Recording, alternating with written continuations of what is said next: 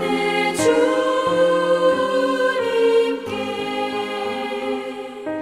인생의 왕원이 깃들어서 이 땅의 수고가 끝날 때에 주님을 섬기다 평안히 가리라. 사랑의 주 내 주님께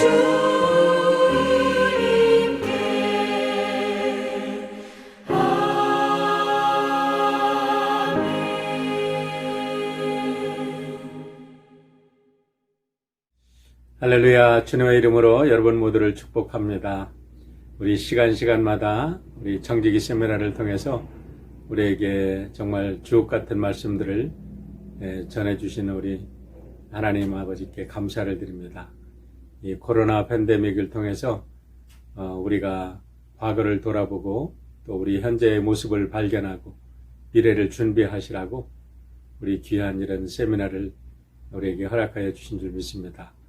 오늘도 우리 김정호 목사님께서 메시지 전하시는데 여러분들 잘 들으시고 마음에 새기시길 바랍니다. 우리 함께 기도하겠습니다. 자비로우신 아버지 하나님 감사합니다. 코로나 팬데믹으로 모든 것이 멈춰져 있는 것 같지만 우리 하나님의 은혜는 더 크게 우리와 함께 역사하시고 이 세상을 아버지 하나님의 거룩한 손으로 돌보시는 것을 우리가 경험하며 고백할 수 있는 귀한 은혜 주심을 감사를 드립니다. 이러한 때에 우리 교회들이 이제 앞으로 달려가는 것만 아니라 우리의 달려온 길을 되돌아보고 우리들의 현재 위치를 확인하고 우리가 앞으로 또 계속해서 달려갈 길이 어디인지를 이렇게 확인하라고 우리 하나님께서 이 귀한 시간들을 허락하여 주신 줄 믿습니다. 특별히 청지기 세미나를 통해서 우리에게 꼭 필요한 말씀들을 허락하여 주시고 우리가 새로운 새날에 교회를 어떻게 섬겨야 될 건지 주님의 귀한 종들을 통하여 말씀을 주심을 감사합니다. 오늘도 우리 김정호 목사님을 통해서 우리에게 주시는 귀한 생명의 말씀 우리가 마음판에 잘 새기고 우리의 삶으로 실천해서 우리 사랑하는 모든 성도들 하나님의 풍족한 그 은혜를 누릴 뿐만 아니라 하나님의 축복의 증인들 되도록 인도하여 주시옵소서. 오늘도 아멘으로 말씀을 받게 도와주시고 말씀 앞에서 모든 주의 백성들을 축복하여 주시옵소서. 예수님의 이름으로 기도하옵나이다. 아멘.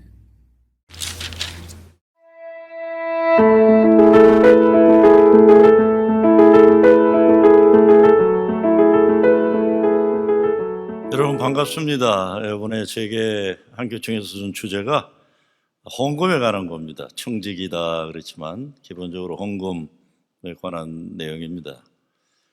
이 코로나로 다 교인들도 어렵고 세상도 어렵고 교회도 말할 것이 어렵고 경제 생활이 앞으로 교인들이 회복이 된다고 해도 교회가 회복되는 거는 아마 더 어렵다는 것이 많은 사람들의 견해입니다. 그래서 지금 헌금에 대한 이야기 한다는 거 참 답답한 노릇입니다. 그렇지만 제게 주어진 주제가 그것이니까 선교적 교회에서의 헌금 생활이 뭔가, 성서적인 헌금 생활이 뭘까, 이런 내용을 좀 말씀 나누고자 합니다. 기본 전제는 첫째, 우리에게 주어진 모든 것은 하나님의 것이다라는 겁니다. 다 하나님 거다. 우리는 관리의 책임 맡은 거지 소유권은 없다, 이런 거. 두 번째는 성경에서 구약은 물론 신약에서도 11조를 중심으로 하나님께 드리지는 정한 헌금들이 있었다는 거죠. 세 번째는 교회 선교적 사명을 감당하기 위해서 재정이 필요하다는 겁니다. 재정이 필요하다. 그러므로 헌금은 말씀 순종과 교회 사랑의 가장 중요한 실천 행위 중에 하나다, 이런 말씀을 전제로 말씀드립니다. 첫째, 성경적 헌금 생활과 신앙 성숙은 정비례합니다. 정비례해요. 예수님 말씀하시기를 내 보물이 있는 곳에 내 마음도 있다고 그랬었어요. 마음이 있어야 헌금 된다는 게 아닙니다. 헌금이 있으면 마음이 따른다는 겁니다. 이건 참 중요한 전제입니다. 내 보물이 있는 곳에 내 마음도 있다. 내 헌금이 드려지는 곳에 너의 마음이 있다는 겁니다. 대부분 성도들은 헌금 생활을 통해 예수의 제자로 성숙해 갑니다. 헌금의 발전과 신앙의 성숙은 정비례합니다. 그래서 정비례하는 거예요. 사람들이 뭐 내가 은혜 받으면 헌금하게 이렇게 말하지만 예수님 말씀은 그렇지 않다는 거예요. 헌금을 제대로 하게 되면서 은혜 받는 그릇이 커진다. 이렇게. 예수님은 그렇기 때문에 하나님께 드리는 물질 생활이 바로 되어야 하나님과의 관계가 바로 된다고 하시는 겁니다.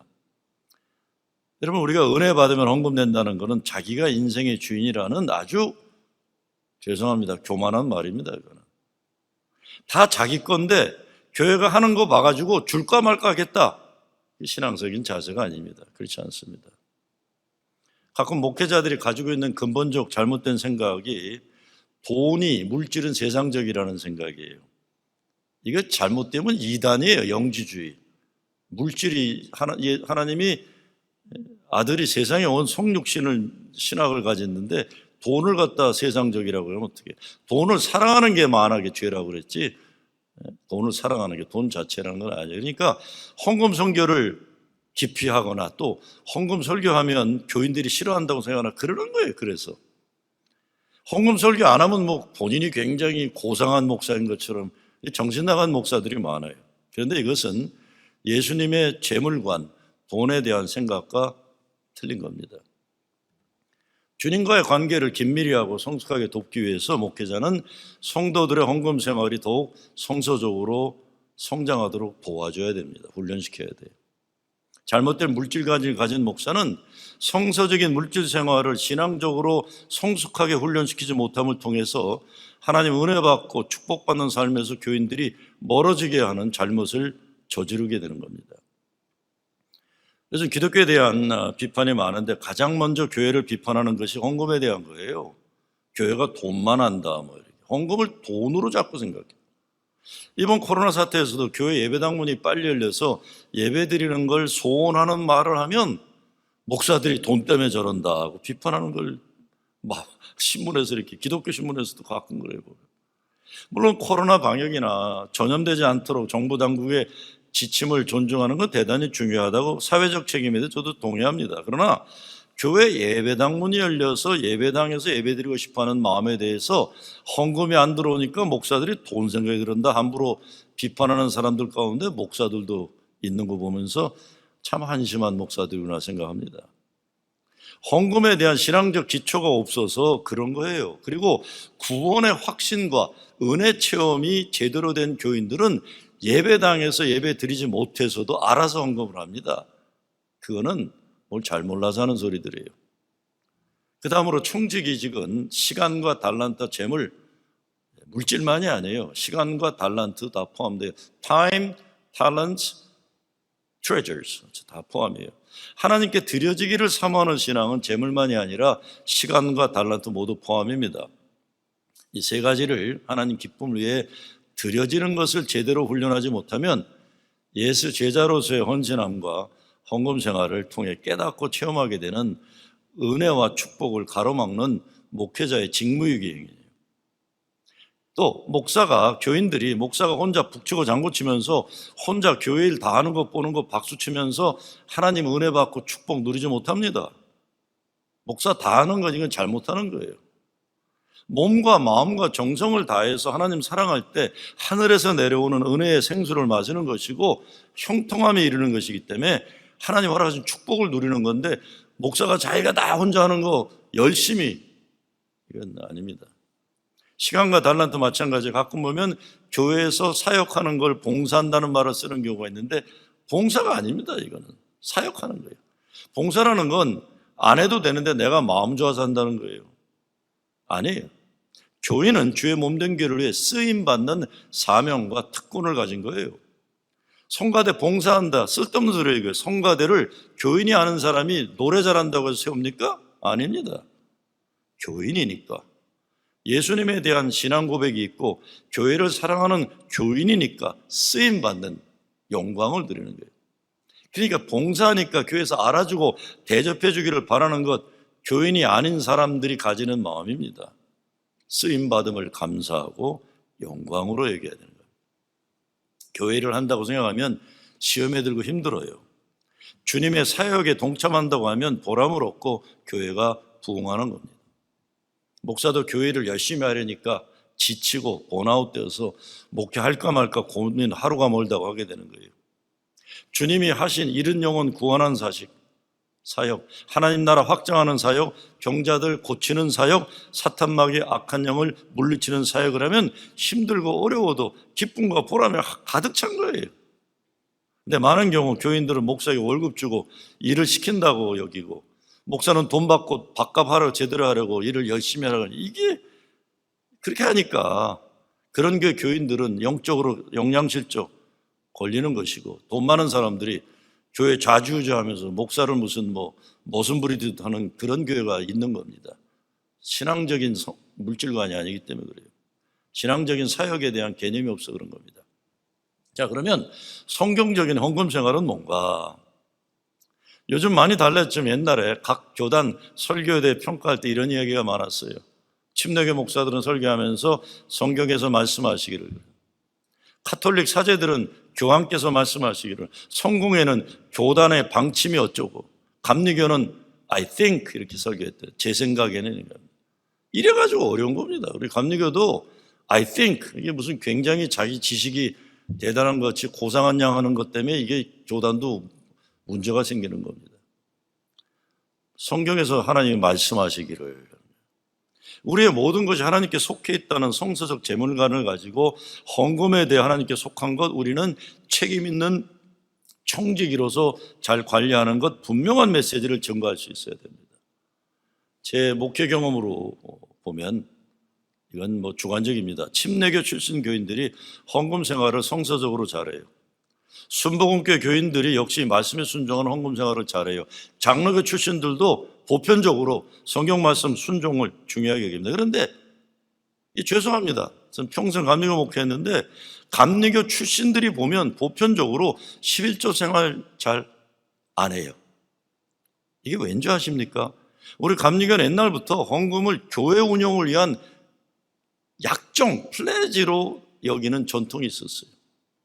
감리교가 잘하는 것이 교회 재정에 대해서 예산 세우고 거기에 맞춰서 교인 숫자나 형편에 따라 작정, 플레지, 헌금하는 것이, 이것이 문화가였기 때문에 그래요. 이것은 책임 있는 민주적인 제도였지만 심각한 문제가 있습니다. 이것은 사람들이 자기들 뜻에 따라 생각에 따라 헌금을 작정하는 문화에서 나오는 겁니다. 그냥 막 어거지 쓰고 비합리적인 헌금 이런 거에 비하면 이게 좋을 수도 있어요. 그러나 이거는 한계가 있습니다. 인본적인 한계예요. 인본적인, 성서적인 게 아닌 거죠. 11조를 기본적으로 내는 교회가 되어야만 됩니다. 그래서 그것에 따라 기본적인 교회 예산이 따라야 되는 거예요. 11조는 하나님이 주신 것 가운데 10분의 1이에요. 없는 거 내라는 것 아닙니다. 없으면 없는 거 10분의 1이에요. 부담될 것도 없어요. 여러분, 우리 감리교 큰 어른 원로 되신 차현애 목사님이 옛날에 저한테 하신 말씀이 있어요. 차 목사님 삼형제가 저의 삼형제하고 다 같은 나이 친구에서 큰아드님 승수가 제 고등학교 때 친구였어요. 특히 변호사하고 이러면서 잘들 살잖아요. 한번 차 목사님이 그랬어요. 야, 김 목사, 승수가 어느 날 전화해가지고 그러더라. 뭐라고 하는데요? 아버지, 제가 돈을 조금 벌 때는 11조 내는 게 부담되지 않았는데 이제는 부담이 되네요. 그래요? 그래서 내가 뭘 한 줄 아니? 그래, 승수야, 내가 너 11조 조금 내도록 돈 조금 벌라고 하나님께 기도할게. 그랬더니 아버지 잘못했어야 하더라. LA에 있는 분들 다 잘 아시잖아요. 얼마나 효자들인지 지극정성으로 효도하던데. 차 목사님 참 대단한 어른이시죠. 너 돈 많이 벌었다고 11조 조금 낸다는 거 부담스러우면 돈 조금 벌게 해달라고 아버지가 기도해 주겠다. 이놈아, 정신 차려라. 이거 뭐 친구지만 성수가 들으면 기분 나쁠 수 있지만 그래도 회개하고 아버지 말에 순종했으니까 얼마나 감사한 겁니까? 예? 제대로 가르친 거죠. 11조는 없는 거 내리는 게 아닙니다. 그래서 11조 안 내는 교회는 왜 그런가? 첫째, 11조를 가르치지 않아서 그렇습니다. 교회 리더들이 드리기를 기뻐하는 헌금 생활을 잘하는 교회들이 되어야 돼요. 11조를 기본으로 해야 하는 거예요. 그래서 담임 목사가 교인들 헌금 기록을 매주 살펴야 됩니다. 문제 많은 교회들일수록 담임 목사가 헌금 기록 보지 못하도록 강요합니다. 목사님은 영적인 것만 하십시오. 이런 그 세상적인 재정 이런 건 교인들 하겠습니다. 무슨 소리들 하고 있는 겁니까? 연합감리교에서 목사는 행정의 최고 책임자인데 재정의 책임을, 그래서 교인들이 왜 11조를 안 내는 걸 알고 그런 것에 대해 신앙적인 영적인 문제를 돌보는 게 목사의 책임인데 뭐 헌금 기록을 목사가 보면 교인들 돈으로 구별하게 된다. 그러니까 목사는 재정에 관여하지 말라는데 정말 그렇습니까? 아닙니다. 그런 정도 시시한 목사라면 이미 그 교회 별 볼 일 없는 교회 된 거예요. 많은 경우 헌금 생활 11조 제대로 하지 않는 사람들이 교회 리더로 자리를 잡고 있을 때 이런 일이 일어나요. 가장 교회에서 큰 문제는 교회 결정에 중요한 역할을 하는 사람들이 11조를 기본으로 하지 않는 사람들일 때가 문제가 되는 겁니다. 세상적인 기준으로 자꾸 얘기를 하죠. 그래서 그런가 하면 거꾸로 헌금만이 낸다고 교회를 좌지우지하려는 성숙하지 못한 사람들로 교회가 어려워지기도 해요. 이거 정말 말도 안 되는 일인데 이민교회 이런 일이 너무 많아요. 목사를 자기가 돈 주니까 자기가 원하는 대로 일 시키는 직원으로 여기는 못난 사람들이 있어요. 교회가 이런 사람에게 쩔쩔매고 목사가 여기에 넘어가면 끝난 겁니다. 그런 목사가 아니라 진짜 싸구려 사건이 되는 거예요. 돈 많은 교회 눈치 보면 그 왜 목사가 됐습니까? 딴 거 몰라도. 아니죠. 그런데 문제는 목사들도 교회 생활하면서 11조 훈련을 받지 못하고 목사 된 사람들이 참 많아요, 미국에. 어려서부터 신앙교육 받지 못한 목사들이 신학교는 전혀 성경적인 신앙생활과는 무관한 신앙만 공부하고서 교단에서 안수 주니까 목사가 되니 이게 여기에 걸리는 거예요. 자기 헌금 생활이 성서적이지 않은 목사들이 교인들에게 잘못 가르치면서 자유적이고 진보적인 신앙인 양 잘난 체 하는 일이 요즘 비일비재합니다. 정신 차려야 된다. 그래서 어린아이들도 11조 헌금 생활 교육시켜야죠. 제 어머니 생전에 계실 때 주일날 되면 아이들에게 어려서 항상 세탁소 가장 좋은 1불짜리 대리미로고도 데려가지고 애들 헌금하게 했었어요. 드림의 기쁨을 어려서부터 가르쳐야 돼. 그래서 뭐 여러분 잘 아는 락커펠러 어머니가 11조 교육을 시켰잖아요. 그래서 락커펠러가 여기 뉴욕에는 뭐 락커펠러 리버사이드 교회도 짓고 시카고 대학 락커펠러 채플도 짓고 다 그런 거지만 11조만 관리하는 풀타임 직원이 40명이 있다는 말까지 있잖아요. 드림의 기쁨을 어려서부터 키워야 됩니다. 두 번째, 11조를 구약의 율법이나 신학, 복음적 신앙생활에 적용이 되지 않는다고 가르치는 큰일 날 소리들 하고 있는 거예요. 예수님은 그것을 넘어서라고 가르치셨어요. 바리새인들의 11조도 하고 사회정의니 뭐니 다 하라고 하신 겁니다. 나는 11조 안 내고 뭐 인권 사회정의한다. 이게 쓸데없는 소리들 하는 거예요. 목사들도 설교하면서 11조 내지 말라고 설교하는 것이 대단한 진보적이고 개혁적인 인기 끄는 것이라고 착각하기도 하고, 죄송합니다. 뭐 뉴스앤조이나 뭐 이런 신문들에 보면 항상 11조 내지 말라고 하는 그런 거 목사들이 돈 챙기는 거라고 하는 칼럼들 올리고 그래요. 그런 교회 나가지 말라 뭐 그런 걸 자주 올리는데 이 교회 우습게 여기는 사람들이 하는 거예요. 너무 많아요, 교회 안에. 뭐 신학 교수라는 친구들이 특별히 그래 보면 어떤 때. 괜한 신학적인 잘난 체 하는 겁니다, 제가 보기에. 그런 교회 영적인 영양실조에 걸리거나 아니면 잘 된다고 해도 인간들끼리 자기 잘난 맛 자랑하는 교만의 바벨탑 쌓는 교회입니다. 11조는 기본이지 마지막 한계가 아닙니다. 최소한 11조는 하라는 것이 예수님의 말씀. 이거는 뛰어넘어야 돼요, 기본적으로. 여기에 대해서는 자꾸 가와 뭐 가타부터 얘기하면 안 돼. 뛰어넘고 얘기해야 돼요. 세 번째, 불순종입니다. 11조 내지 않는 것은 모든 재물이 하나님께 속한 것이라는 것 인정하지 않는 불순종이에요. 교인들을 성경과 바른 신학의 근거가 양육하지 못한 교회의 잘못이 여기 있는 것이죠. 네 번째, 근본적인 문제는 교회 리더들 자신들이 성경적 헌금 생활을 통한 기쁨을 누리지 못하기 때문입니다. 그러다 보니까 새로운 신자들에게 헌금 생활을 통한 기쁨과 축복을 가르치지 못하는 겁니다. 자신들이 11조 생활을 안 하는 교회들이 역기능적 교회 만들어내요. 뭐 헌금 많이 내고 이러면 장로 되려고 그러는가 보다 괜히 옆에서 딴 허튼 소리 갖고 헌금 잘 내는 사람 시험 들게 만들고 이런 게 얼마나 오늘날 이민교회 많은지 몰라요. 교회 지도자들의 심장이 교회에 없으면 지도자 될 수 없어요. 특별히 결정하는 위치에 더욱 그렇습니다. 11조 제대로 내지 않고 헌신적 헌금 생활 안 하면서 교회 지도자들이 교회를 자꾸 좌지우지하려니까 오늘날 교회들이 이 모양 이 꼴이 되는 겁니다. 그럼 성경적 진리는 뭐냐? 예수님이 주신 말씀은 분명합니다. 구하라 주실 것이요, 찾으라 찾을 것이요, 문을 두드리라 그러면 열릴 것이다. 심은 대로 거두리라. 찾으려면 이뤄야 된다. 나누라 그러면 더 풍성히 주실 것이다. 예수님에게는 헌금 생활이 너무나 당연한 것이었어요. 신앙생활의 원칙이었어요. 모든 것을 주시는 것이 그분의 세상에 오신 목적이었잖아요. 생명까지 주셨어요. 제자들이 그런 헌신과 헌금 생활을 살기 원하셨던 것입니다. 성경에 보면 모든 나쁜 비유의 주인공들이 물질에 대한 이기적인 욕심에 관한 것이었어요. 이거 내 거다 그러잖아요. 이거 내 거다 그러다가 생명을 그 밤에 데려가셨다 그랬잖아요. 하나님이요. 영혼을 뺏긴다.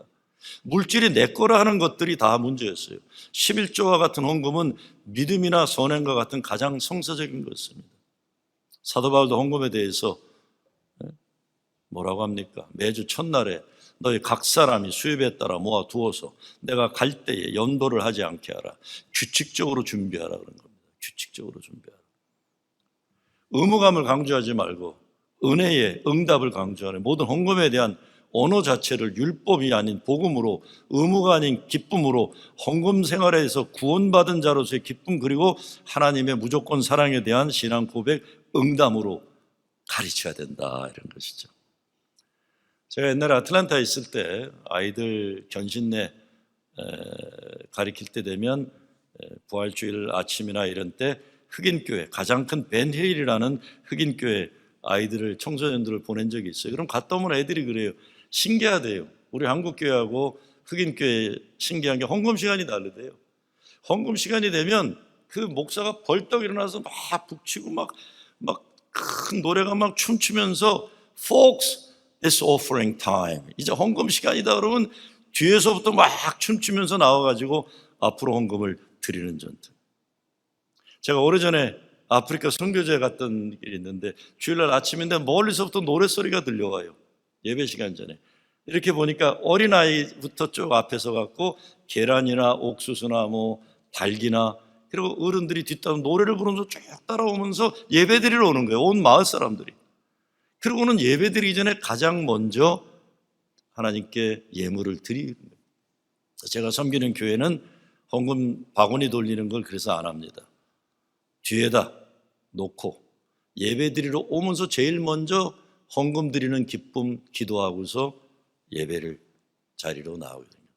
그렇게 하면 헌금 떨어지지 않느냐, 강요하고 이러는 것보다 오히려 기쁨으로 헌금하게 하는 게 더 중요한 거지.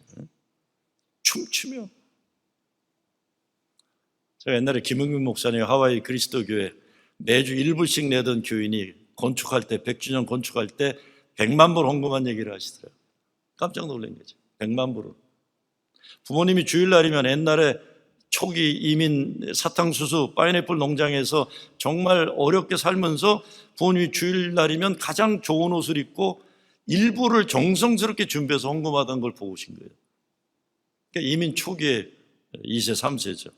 그래서 부모님 신앙에서 상징적인 일부래요. 매주 일부씩 내 부모님 생각. 그렇지만 그렇게 부모님이 사랑한 교회 건축을 위해 100만 불을 냈다.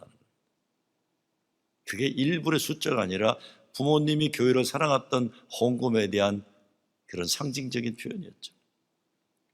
자, 선교적인 교회에서 재정은 뭔가? 돈이 선교를 따라가야 됩니다. 선교가 돈을 따라가면 안 돼요. 돈이 없어 안 된다. 선교의 필요가 뭐예요? 거기서 맞추는 거죠. 교회를 유지하는 재정으로서가 아니라 선교를 위한 자원으로서의 재정에 메인터넌스가 아니라 미션을 위한 그런 의식 구조가 바뀌어야 되는 거죠. 내 교회를 위한 게 아니라 섬기기 위한 거라는 거예요. 재정이 섬김을 위해서 교회가 존재하는 거죠. 교회 생존을 위한 거죠. 그래서 여기에 대한 분명한 신학적 이해가 있어야 헌금 생활이 행복할 수 있는 겁니다. 그래서 성도들이 기쁘게 헌금 생활할 수 있도록 필요한 것은 뭔가? 첫째, 교회를 사랑하고 신앙 성숙에 도전을 주고 합리성이 존중되고 헌신이 기쁘게 되고 긍정적인 도전을 계속 제시해야 됩니다. 이를 위해 교인들에게 교회는 가장 효과적이고 긍정적인 커뮤니케이션을 잘해야 합니다. 두 번째, 교회 사랑의 필요를 제시해야 돼요. 성경에 예루살렘을 사랑하는 자 복되도다 했죠? 형통하리라 했죠? 교회 사랑이 얼마나 중요한가를 제시해주고, 그리고 교인들 지갑을 교회가 지켜주려고 걱정을 하지 마세요. 사람들은 자기들이 잘 알아서 자기 지갑을 보호합니다. 헌금 생활을 잘하도록 돕는 것은 교인 신앙 생활에 중요한 것이에요. 주님의 일을 위해 지갑을 열게 돕는 것은 영적 성숙만이 아니라 제자도의 성숙을, 그래서 여기에 대한 목사가 교회가 확신이 있어야 됩니다. 그렇죠? 지구상에서 가장 귀하고 의미 있는 일을 한다는 자신감을 줘야 돼, 헌금을요. 저는 교인 중에 참 신기한 교인이 계세요. 저보다 거의 10살이 많으신 분인데 은퇴를 하실 연세 70 넘었을 때 저를 찾아오셨어요. 목사님 언제 은퇴하세요? 아니 저 좀 많이 남았는데요. 10몇 년 남았는데요. 저 목사님 은퇴할 때 저도 같이 은퇴하렵니다. 왜요? 아니 제가 열심히 벌어서 목사님 선교하시고자 할 때 필요한 대로 제가 헌금하고 싶습니다. 여러분 교회에 그런 교인들 계시기를 정말 기도합니다. 얼마나 감사해요. 내가 열심히 일하는 거는 나 혼자 먹고 잘 살기가 아니라는 거예요. 하나님의 일을 위해서 쓰임받기 위해서. 지구상에서 가장 귀하고 의미 있는 일을 한다는 자신감을 줘야 돼. 그래서 그 헌금이 귀해요. 드릴 수 있으면 기쁨, 자부심을 가져. 세 번째, 헌금을 통한 열매를 보여줘야 돼. 헌금은 교회 많이 내는데 교회 아무 일도 일어나지 않으면 그게 교인들이 볼 때 이게 사기치나 이렇게 되죠. 이게 돈이 어디 가는 거죠. 네 번째, 감사를 해야 됩니다. 헌금 내는 교인들은 감사를 받을 자격이 있어요. 감사를 필요로 해요. 감사를 드려줘야 더 헌금 열심히 내는 기쁨이 주니까 적절한 감사를 줘야죠. 감사패 주라 이런 게 아닙니다. 그리고 헌금하는 기회를 잘 마련해야 됩니다. 가끔 건축 헌금도 있고 선교도, 그래서 여러 가지 기회를, 어떤 분들은 11조가 아니더라도 다른 내용으로 드리고 싶어하는 사람들이 있을 거예요. 자꾸 드림의 기회를 줘야 돼요. 드림을 통해서 헌금 생활을 통해 신앙이 성숙해지는 것이죠. 구제나 선교 헌금의 기회도 다 마찬가지예요.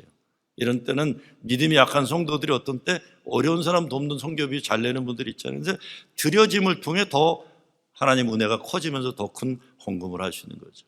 그리고는 오해가 가능한 말씀이지만 아프도록 드리는 헌금의 기쁨과 보람이 있습니다. 아프도록 드리는. 이를 위해서 지도자들이 본분을 해야 돼요. 제가 아틀란타 한인교회 건축할 때 건축 현장을 했던 임장로님이라고 계십니다. 이게 뉴욕에 계시다 아틀란타로 가셨는데, 제가 첫 건축을 할 때 300만 불인가 그때 첫 계획은 그랬는데 나중에 700만 불로 끝났지만, 건축 헌금을 내게 되면 장로님들, 나이 많은 분들이 헌신을 하고 젊은 사람으로 혜택만 보니까 미안해서 제가 장로님들 모시고 그런 얘기를 하는데, 장로님들 죄송합니다. 장로님들 자녀들 다 커서 교회 오지도 않는데 건축 헌금은 장로님들이 제일 부담을 많이 드리게 돼서 죄송합니다. 그때 임 장로님이 하신 말씀이 있어요. 임수흥 장로님이. 목사님 그렇게 말씀하시면 안 됩니다. 우리가 심지 않은 나무에서 열매를 먹었습니다. 비록 오늘 우리가 심는 나무에서 그 열매를 우리가 먹지 못할지언정 미래를 위해 오늘 우리는 나무를 심어야 합니다. 대단한 믿음이시죠. 교회에 그런 존경받는 장로님 한 분 계시면 그 되는 교회예요. 되는 교회. 드리는 사람, 헌금을 내는 사람은 헌신성, 전형적인 확신성, 교인들에게 헌금 내라고 얘기하는 목사는 이게 있어야 돼요. 성김의 리더십도 해야 되고 겸손하면서도 포기하지 않는 열정과 집요함이 있어야 돼요. 헌금에 대한 것도 확신을 가지고 얘기해 교인들이 믿지, 아유 죄송합니다 이거 하지 말합니다 이러면 교인들이 이게 뭔 소린가. 이건 다 자기중심적인 목사들이 그러는 거예요. 성경에서 분명한 축복받는 은혜받는 비결을 제시했으면 얘기를 해야 되고, 드리는 사람도 절대로 내지 않는 사람이 있고 조금 내는 사람이 있고 헌신적으로 드리는 사람이 있잖아요. 쓰임받기를 사모하는 교인들이 될 수 있도록 우리가 양육하고 헌신해야 됩니다. 이 뉴욕 플러싱 제일교회 장로님께 한 분이 70년대 이민 처음에 미국에 와서 시카고 다운타운 공원 벤치에서 일주일 생활하셨대요. 홈리스처럼. 남들이 이렇게 먹는 햄버거 남기면 그거 드시고, 그렇게 시작한 이민 생활인데 하나님의 은혜를 주셔서 은퇴하시고 사업이 망했어요. 사업 망했는데 찾아오셨어요. 아주 큰 수십만 불을 헌금으로 가져오셔서, 아니 장로님 사업이 망하셨다면서요, 이제 그만한다면서요, 팔지도 못했다면서요. 예, 사업은 그냥 정리했는데요, 아 이거 70년대에 우리 집사람이 고물을 산 게 이게 뭐 30여 년 40년 되니까 아 이게 이렇게 큰 돈이 됐네요. 그러면서 11조락으로 수십만 불 가지고 오신 거예요. 근데 그분 딴 게 아니에요. 하나님 은혜로 살게 된 은혜에 합당한 헌금 생활의 기쁨이 있어서 그냥 필요한 대로 교회 헌금 생활하기를 기뻐하시는 거예요. 드리기를 사모하는 자, 하나님 형통케 하는 것을 체험한 간증이 있는 분들이죠. 그렇기 때문에 그렇게 귀한 헌금이기 때문에 교인들이 신뢰하고 자부심 가지고 교인으로서 거룩한 자화상 가질 수 있도록 헌금 사용을 책임 있게 교회는 해야 되는 것이죠. 이를 위해서 교회 리더들에게 요구되는 것이 있습니다. 첫째는 기도예요. Be prayerful. 기도. 두 번째 열정적이고 긍정적이어야 돼요. 세 번째, 목적과 비전에 대한 확신이 있어야 되고, 늘 열려있는 마음이 되고, 순종하는 믿음이 되고, 사람의 마음을 얻어내는 리더십을 가져야 되고, 항상 진실되게 커뮤니케이션하고, 특히 물질적인 건 구체적이어야 하고, 그리고 리더들이 모범을 통해 교인들을 이끌어 가야 되는 겁니다. 그렇지 않으면 안 따라오죠. 누가 신뢰 없는 목사나 교회 리더들인데 헌금 내고 싶겠습니까? 아니죠. 그러니까 모범을 보일 수 있어야 된다. 자, 예산 짜는 거 한번 얘기하겠습니다. 예산은 어떻게 짤 것인가? 목회와 선교의 필요가 예산의 중심이 되어야 됩니다. 그렇지 않고 예산으로 인해 목회와 선교가 제한받지 않도록 해야 돼요. 이 보면은 이게 무슨 어렵게 예산을 짜놓고서 거기에 끼워 맞추려고 자꾸 그래. 안 되는 예산을 짜놓고. 저는 그래서 옛날에 목회할 때는 제로 베이스 예산 짰습니다.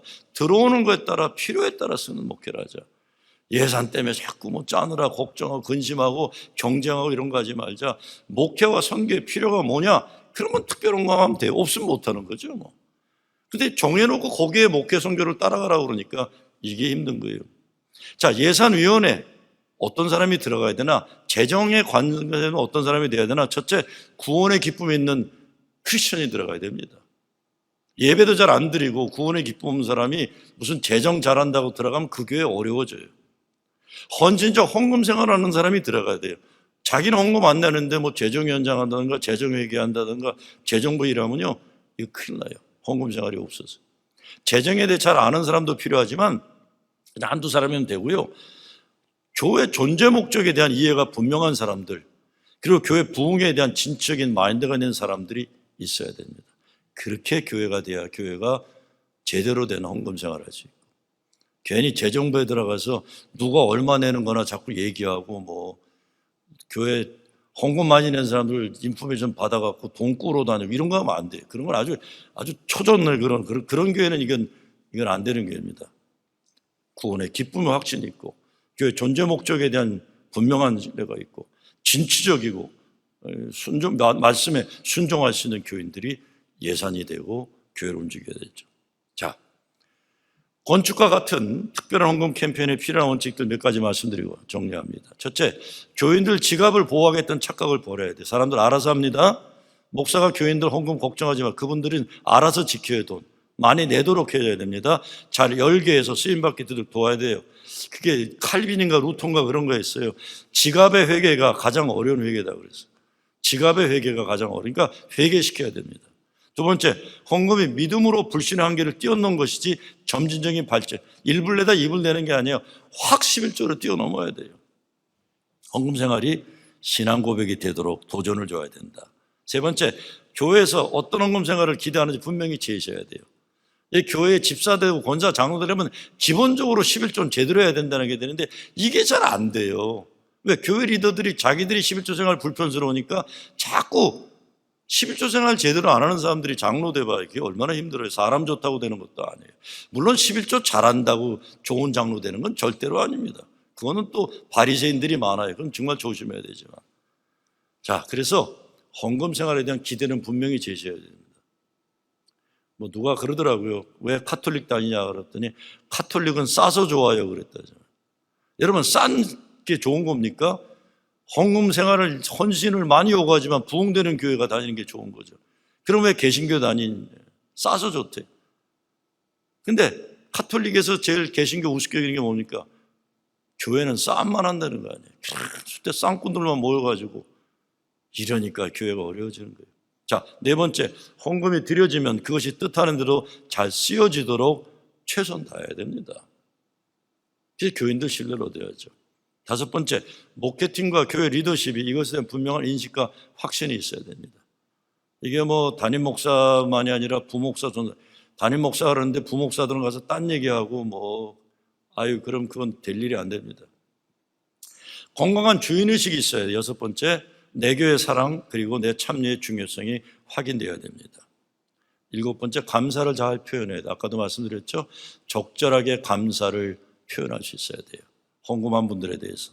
여덟 번째, 헌금 사용이 투명해야 하고 모든 과정이 합리적이고 그래서 신뢰를 줘야 되고, 마지막, 진행에 대해 잘 커뮤니케이션해서 기대감과 자긍심을 줘야 됩니다. 야, 내가 이렇게 헌금 내니까 이런 일이 이루어지네. 야, 돈 더 열심히 벌어서 교회 헌금 열심히 해야 되겠다. 할렐루야, 이렇게 돼야 되는 것이죠. 어떻게 헌금 잘 내도록 호소할 수 있습니까? 첫째, 교회의 선교적 필요에 대한 교인들의 확신과 자부심을 줘야 돼요. 저는 저희 프로진 제일교회 맨하탄의 청년센터 보수공사하는데 한 80만 불, 90만 불 들었는데 연세 많은 교인들이 그냥 현금 모아놨던 거 그냥 이렇게 정성, 진짜 감동 눈물 나는 거예요. 왜? 노인들이 많이 모이는 교회가 맨하탄의 청년들을 위해서 쓰임받을 수 있다는 그 기쁨이 있는 거예요. 자부심이 있는 거예요. 그리고 두 번째, 참 어려운 건데 담임 목사에 대한 신뢰입니다.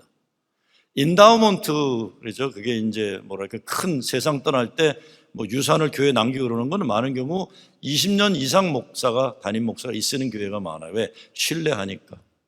담임 목사는 신뢰인데 이게 제일 어려운 과제죠.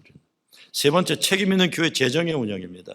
자꾸 교회에 무슨 사고가 나고 그러면 힘든데 사고 안 나는 교회가 어디 있어요? 재정사고.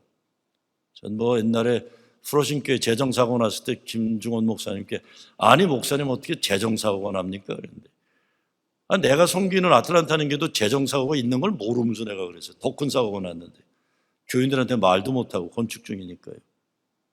책임 있는 교회 재정 운영, 헌금 드림에서 오는 기쁨과 행복이 있어야 되고, 다섯 번째, 사역의 참여를 통한 주인의식이 있어야 되고, 여섯 번째, 헌금 생활에 따르는 축복과 행복에 간증이 많은 교회가 되어야 됩니다. 자, 정리합니다. 마지막 정리합니다. 지금도 흑인 남북교회 전통들을 보면요, 아직도 성만찬 시간에 헌금 가지고 나와요. 아직도. 왜 흑인 교회 되면 헌금 시간이 가장 축제가 되느냐?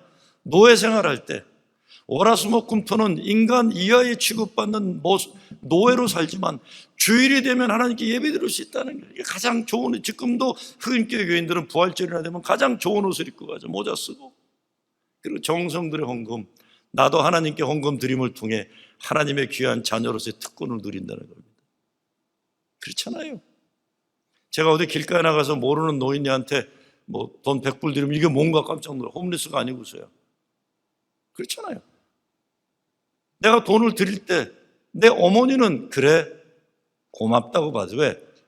예배가 뭡니까? worth십이에요. 그분은 받으시기에 합당한 분이시다. 헌금을 제일 먼저 예배가 드리는 게 중요한 것이 내가 하나님께 드릴 수 있는 존재로서 구원받은 자, 예배자로 불림받았다는 특권에 대한 자부심입니다. 난 돈 어떻게 하면 조금 낼까? 교인들 중에 그런 사람들 있잖아요. 최소한의 투자로 최대한의 영광을 누리려는 사람들이 있어요. 진짜 그런 사람들, 돈은 잘 긁어모으는지 모르지만 하나님이 기뻐하시기 어려운 사람들 참 많아요.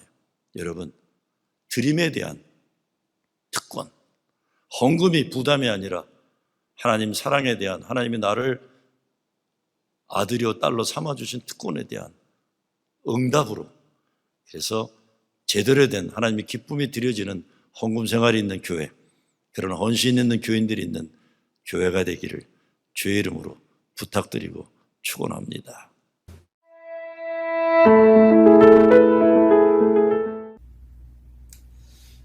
네, 참으로 귀한 말씀 주신 우리 목사님에게 감사를 드립니다. 오늘 함께 기도하실 때에 오늘 말씀 주신 것 가지고 새롭게 우리 결단하면서 정말 우리 물질이 있는 곳에 우리의 마음이 있다고 하신 주님의 그 귀한 말씀이 무엇인지를 깊이 묵상하고 우리가 하나님께 첫 열매 또 11조 드리는 것, 이것도 우리의 신앙의 가장 기본적이고 중요한 표현입니다.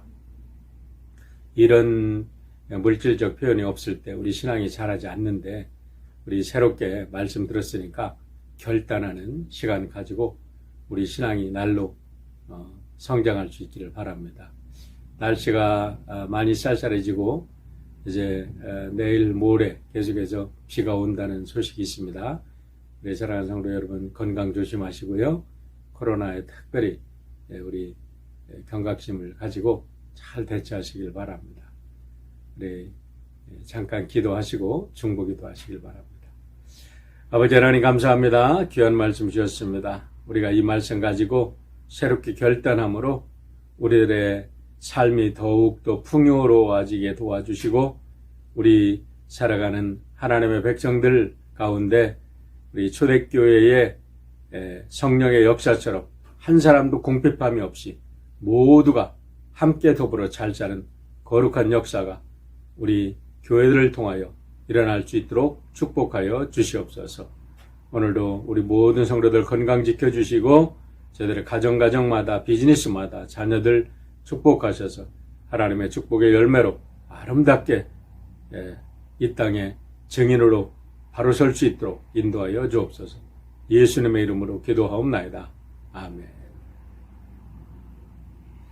계속해서 우리 개인 기도 하시겠습니다.